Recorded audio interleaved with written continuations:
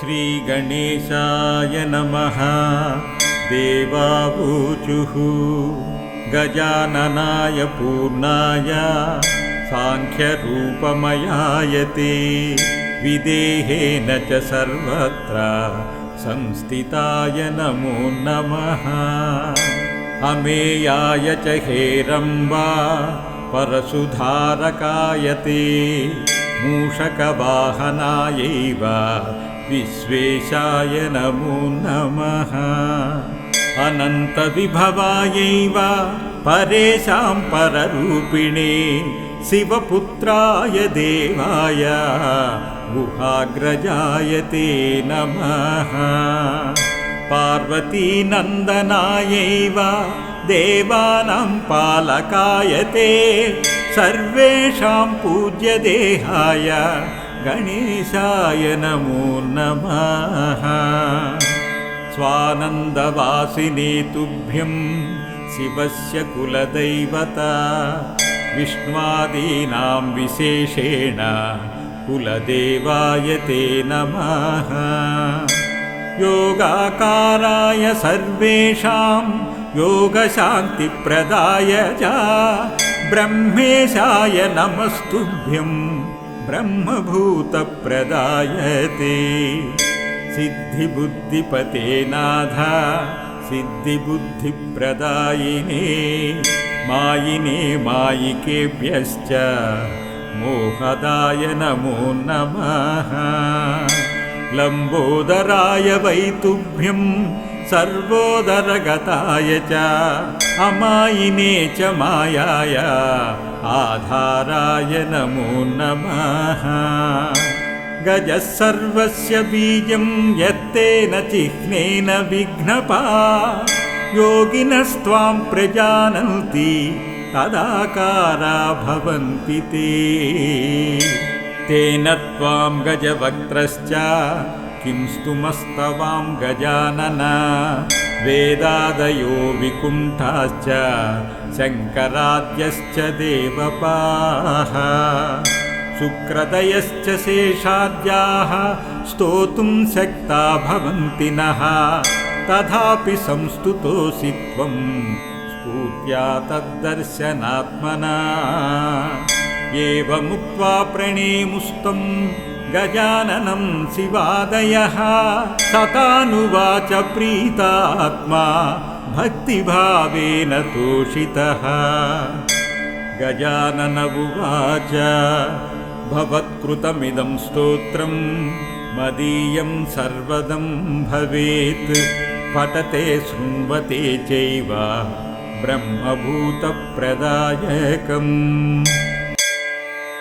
श्रीगणेशाय नमः।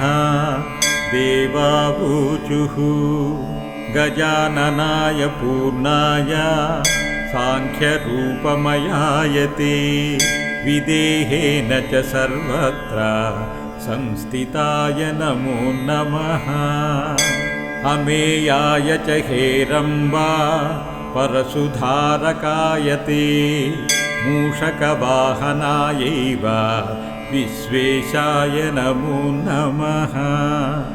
अनन्तविभवायैव परेशां पररूपिणे शिवपुत्राय देवाय गुहाग्रजाय ते नमः। पार्वतीनन्दनायैव देवानां पालकाय ते सर्वेषां पूज्यदेहाय गणेशाय नमो नमः। स्वानन्दवासिने तुभ्यं शिवस्य कुलदैवता विष्णुवादीनां विशेषेण कुलदेवाय ते नमः। योगाकाराय सर्वेषां योगशान्तिप्रदाय च ब्रह्मेशाय नमस्तुभ्यं ब्रह्मभूतप्रदाय ते। सिद्धिबुद्धिपते नाथ सिद्धिबुद्धिप्रदायिने मायिने मायिकेभ्यश्च मोहदाय नमो नमः। लम्बोदराय वै तुभ्यं सर्वोदरगताय च अमायिने च मायाय आधाराय नमो नमः। गजः सर्वस्य बीजं यत्तेन चिह्नेन विघ्नपा योगिनस्त्वां प्रजानन्ति तदाकारा भवन्ति ते। तेन त्वां गजवक्त्रश्च किं स्तुमस्तवां गजानन वेदादयो विकुण्ठाश्च शङ्कराद्यश्च देवपाः शुक्रदयश्च शेषाद्याः स्तोतुं शक्ता भवन्ति नः तथापि संस्तुतोऽसि त्वं स्फूर्त्या तद्दर्शनात्मना।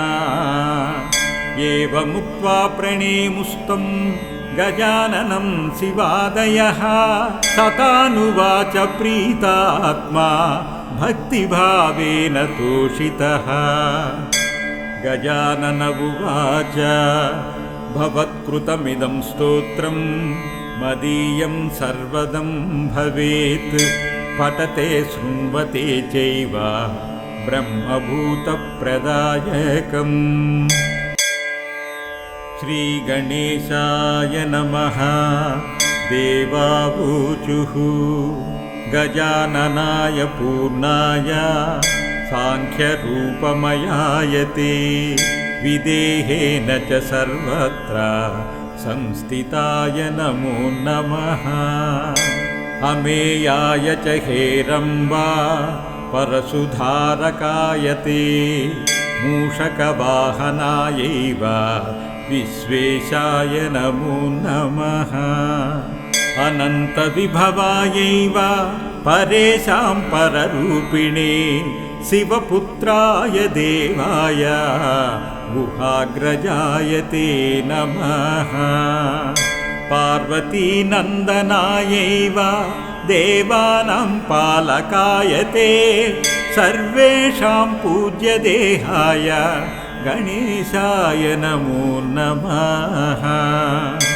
स्वानन्दवासिने तुभ्यं शिवस्य कुलदैवता विष्णुवादीनां विशेषेण कुलदेवाय ते नमः। योगाकाराय सर्वेषां योगशान्तिप्रदाय च ब्रह्मेशाय नमस्तुभ्यं ब्रह्मभूतप्रदाय ते। सिद्धिबुद्धिपते नाथ सिद्धिबुद्धिप्रदायिने मायिने मायिकेभ्यश्च मोहदाय नमो नमः। लम्बोदराय वै तुभ्यं सर्वोदरगताय च अमायिने च मायाय आधाराय नमो नमः। गजः सर्वस्य बीजं यत्तेन चिह्नेन विघ्नपा योगिनस्त्वां प्रजानन्ति तदाकारा भवन्ति ते। तेन त्वां गजवक्त्रश्च किं स्तुमस्तवां गजानन वेदादयो विकुण्ठाश्च शङ्कराद्यश्च देवपाः शुक्रदयश्च शेषाद्याः स्तोतुं शक्ता भवन्ति नः तथापि संस्तुतोऽसि त्वं स्फूर्त्या तद्दर्शनात्मना। एवमुक्त्वा प्रणेमुस्तं गजाननं शिवादयः सतानुवाच प्रीतात्मा भक्तिभावेन तोषितः। गजानन उवाच भवत्कृतमिदं स्तोत्रं मदीयं सर्वदं भवेत् पठते शृण्वते चैव ब्रह्मभूतप्रदायकम्। श्रीगणेशाय नमः। देवावूचुः गजाननाय पूर्णाय साङ्ख्यरूपमयाय ते विदेहेन च सर्वत्र संस्थिताय नमो नमः। अमेयाय च हेरम्बा परशुधारकाय ते मूषकवाहनायैव विश्वेशाय नमो नमः। अनन्तविभवायैव परेशां पररूपिणे शिवपुत्राय देवाय गुहाग्रजाय ते नमः। पार्वतीनन्दनायैव देवानां पालकाय ते सर्वेषां पूज्यदेहाय गणेशाय नमो नमः। स्वानन्दवासिने तुभ्यं शिवस्य कुलदैवता विष्णुवादीनां विशेषेण कुलदेवाय ते नमः। योगाकाराय सर्वेषां योगशान्तिप्रदाय च ब्रह्मेशाय नमस्तुभ्यं ब्रह्मभूतप्रदाय ते। सिद्धिबुद्धिपते नाथ सिद्धिबुद्धिप्रदायिने मायिने मायिकेभ्यश्च मोहदाय नमो नमः। लम्बोदराय वै तुभ्यं सर्वोदरगताय च अमायिने च मायाय आधाराय नमो नमः। गजः सर्वस्य बीजं यत्तेन चिह्नेन विघ्नपा योगिनस्त्वां प्रजानन्ति तदाकारा भवन्ति ते। तेन त्वां गजवक्त्रश्च किं स्तुमस्तवां गजानन वेदादयो विकुण्ठाश्च शङ्कराद्यश्च देवपाः शुक्रदयश्च शेषाद्याः स्तोतुं शक्ता भवन्ति नः तथापि संस्तुतोऽसि त्वं स्फूर्त्या तद्दर्शनात्मना। एवमुक्त्वा प्रणेमुस्तं गजाननं शिवादयः सतानुवाच प्रीतात्मा भक्तिभावेन तोषितः। गजानन उवाच भवत्कृतमिदं स्तोत्रं मदीयं सर्वदं भवेत् पठते शृण्वते चैव ब्रह्मभूतप्रदायकम्। श्रीगणेशाय नमः। देवावूचुः गजाननाय पूर्णाय साङ्ख्यरूपमयाय ते विदेहेन च सर्वत्र संस्थिताय नमो नमः। अमेयाय च हेरम्बा परशुधारकाय ते मूषकवाहनायैव विश्वेशाय नमो नमः। अनन्तविभवायैव परेशां पररूपिणे शिवपुत्राय देवाय गुहाग्रजाय ते नमः। पार्वतीनन्दनायैव देवानां पालकाय ते सर्वेषां पूज्यदेहाय गणेशाय नमो नमः। स्वानन्दवासिने तुभ्यं शिवस्य कुलदैवता विष्णुवादीनां विशेषेण कुलदेवाय ते नमः। योगाकाराय सर्वेषां योगशान्तिप्रदाय च ब्रह्मेशाय नमस्तुभ्यं ब्रह्मभूतप्रदाय ते। सिद्धिबुद्धिपते नाथ सिद्धिबुद्धिप्रदायिने मायिने मायिकेभ्यश्च मोहदाय नमो नमः। लम्बोदराय वै तुभ्यं सर्वोदरगताय च अमायिने च मायाय आधाराय नमो नमः। गजः सर्वस्य बीजं यत्तेन चिह्नेन विघ्नपा योगिनस्त्वां प्रजानन्ति तदाकारा भवन्ति ते। तेन त्वां गजवक्त्रश्च किं स्तुमस्तवां गजानन वेदादयो विकुण्ठाश्च शङ्कराद्यश्च देवपाः शुक्रदयश्च शेषाद्याः स्तोतुं शक्ता भवन्ति नः तथापि संस्तुतोऽसि त्वं स्फूर्त्या तद्दर्शनात्मना एवमुक्त्वा प्रणेमुस्तं गजाननं शिवादयः सतानुवाच प्रीतात्मा भक्तिभावेन तोषितः गजानन उवाच भवत्कृतमिदं स्तोत्रं मदीयं सर्वदं भवेत् पठते शृण्वते चैव ब्रह्मभूतप्रदायकम् श्रीगणेशाय नमः देवावूचुः गजाननाय पूर्णाय साङ्ख्यरूपमयाय ते विदेहेन च सर्वत्र संस्थिताय नमो नमः अमेयाय च हेरम्बा परशुधारकाय ते मूषकवाहनायैव विश्वेशाय नमो नमः अनन्तविभवायैव परेशां पररूपिणे शिवपुत्राय देवाय गुहाग्रजाय ते नमः पार्वतीनन्दनायैव देवानां पालकाय ते सर्वेषां पूज्यदेहाय गणेशाय नमो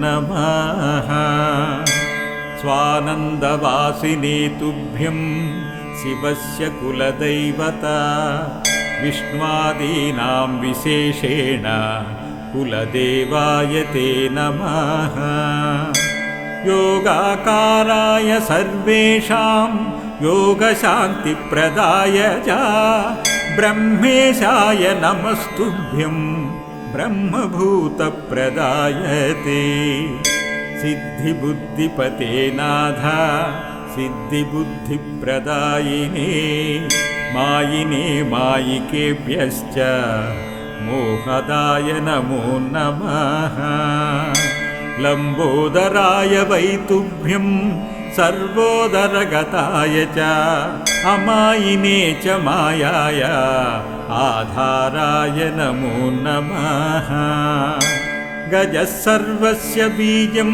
यत्तेन चिह्नेन विघ्नपा योगिनस्त्वां प्रजानन्ति तदाकारा भवन्ति ते तेन त्वां गजवक्त्रश्च किं स्तुमस्तवां गजानन वेदादयो विकुण्ठाश्च शङ्कराद्यश्च देवपाः शुक्रदयश्च शेषाद्याः स्तोतुं शक्ता भवन्ति नः तथापि संस्तुतोऽसि त्वं स्फूर्त्या तद्दर्शनात्मना एवमुक्त्वा प्रणेमुस्तं गजाननं शिवादयः सतानुवाच प्रीतात्मा भक्तिभावेन तोषितः गजानन उवाच भवत्कृतमिदं स्तोत्रं मदीयं